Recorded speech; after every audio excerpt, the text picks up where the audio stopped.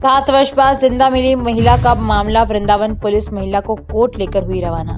पूर्व पति बोला खुद गायब हुई थी आरती। राजस्थान के दौसा जिले के बालाजी थाना क्षेत्र से 7 वर्ष बाद जिंदा मिली आरती को मथुरा पुलिस बुधवार को कोर्ट में पेश करने के लिए ले गई। कोर्ट जाने से पहले आरती ने पहले पति पर अकेला छोड़ने का आरोप लगाया। वहीं उसकी हत्या के मामले में जेल में रह रहे पहले पति का आरोप है कि आरती खुद ही उसे छोड़कर चली गई थी। मूल रूप से जालौन के उरई की रहने वाली आरती 2015 में अपने पिता सूरज प्रसाद गुप्ता और मां के साथ वृंदावन आई थी। आरती माता पिता और भाई के साथ वृंदावन में एक धर्मशाला में रहने लगे। आरती की मानसिक स्थिति सही न होने पर उसके माता पिता इलाज के लिए बालाजी ले गए, जहां उसकी मुलाकात सोनू से हुई। बालाजी के रहने वाले सोनू से आरती ने बांधी हुई कोर्ट में शादी कर ली। शादी के 3 दिन बाद आरती अचानक गायब हो गई।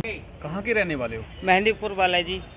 क्या घटना हुई थी आपके? घटना ऐसे थी कि हमारी बम्बई वाली धर्मशाला के पास में एक दुकान थी। दुकान पे धर्मशाला के अंदर एक लड़की और एक बुड्ढा आ गए थे किसी परेशानी कारण।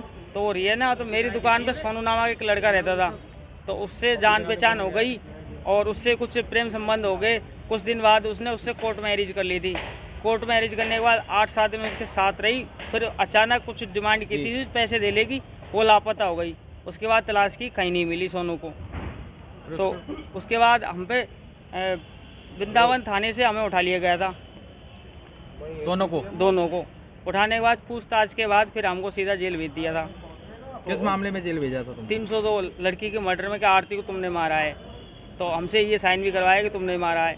हम साइन कर दिए क्योंकि पुलिस ने हमें टॉर्चर किया था। इस कारण हमने बयान दिए थे कि आरती को हमने शादी तो की, लेकिन पता नहीं कहाँ है, ये भी बयान दिए थे हमने।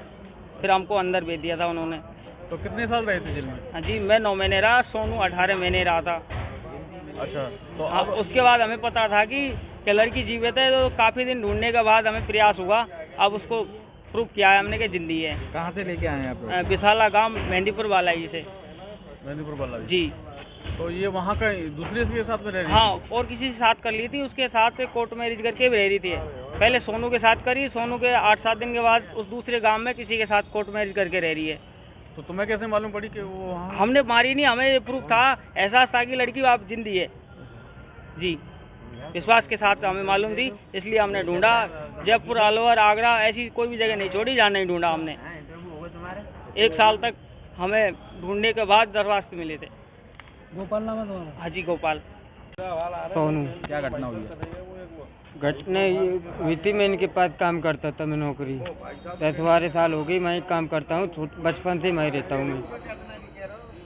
मैं रहने के बाद में कुछ ऐसी जान पहचान हुई थी वहाँ पे दुकान पे। किससे जान पहचान हुई थी? लड़की से। क्या नाम है? आरती। फिर उसके बाद में मैंने 15 दिन रही थी लड़की वहाँ पे।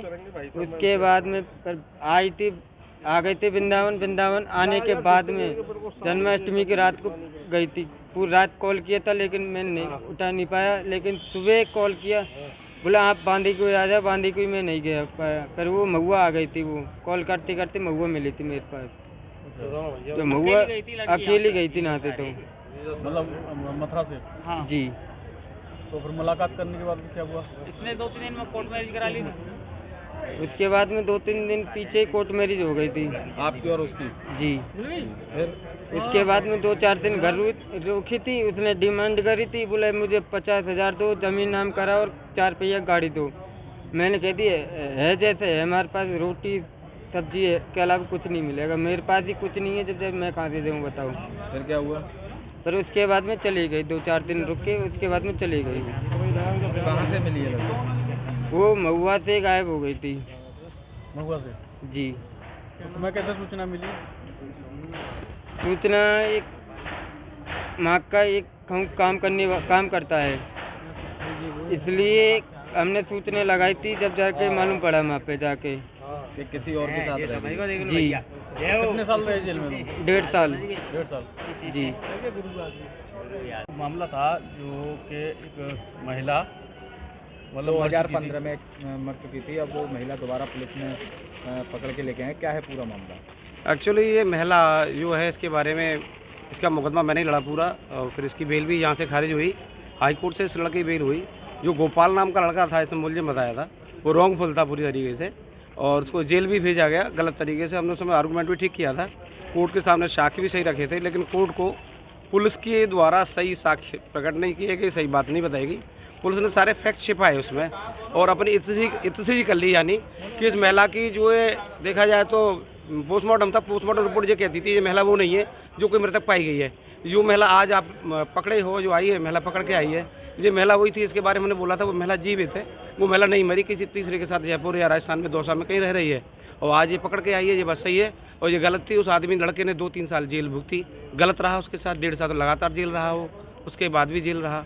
और ये मेरा कहना है इस तरह से पुलिस की लापरवाही कहूँ इसे, या मैं ये कह सकता हूँ कि ये प्रशासनिक कमी आ रही है इसमें, इस त्रुटि के कारण ये आदमी जेल रहा है इतने दिन। आज ये मिल गई है तो कम से कम उसके न्याय मिला उस आदमी को, देखा जाए तो मेरा कहना ये है। और इस तरह से हमें ध्यान देना चाहिए, पुलिस को भी, जनता को भी।